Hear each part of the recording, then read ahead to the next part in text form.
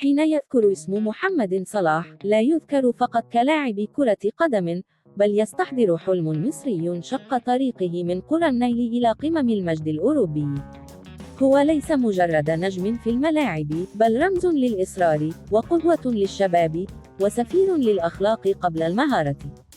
فكيف استطاع الفرعون المصري أن يسحر العالم بأقدامه ويخطف القلوب بابتسامته؟ إذا كنتم من عشاق المشاهير وتحبون متابعه كل جديد في عالمهم، فادعوكم للاشتراك.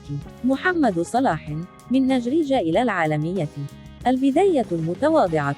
ولد محمد صلاح في قرية نجريج بمحافظة الغربية، حيث كانت الكرة حلما يراوده منذ الصغر.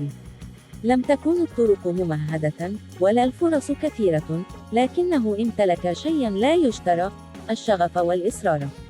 الانطلاقة نحو النجومية.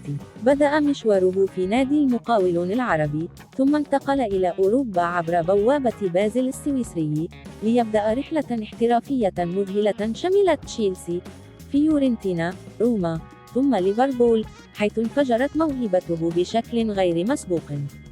أسطورة ليفربول.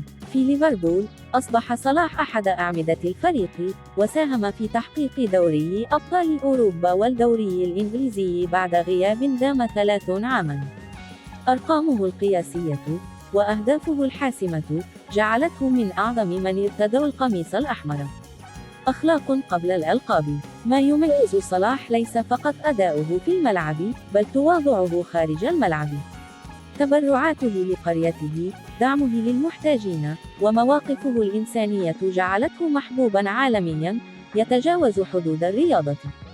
رمز عربي عالمي.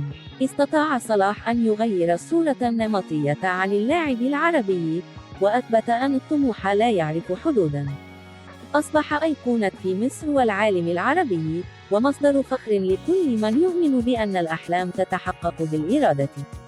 محمد صلاح ليس مجرد لاعب يسجل الأهداف، بل قصة نجاح تروى، ودرس في الإصرار، ورسالة لكل شاب عربي: لا شيء مستحيل.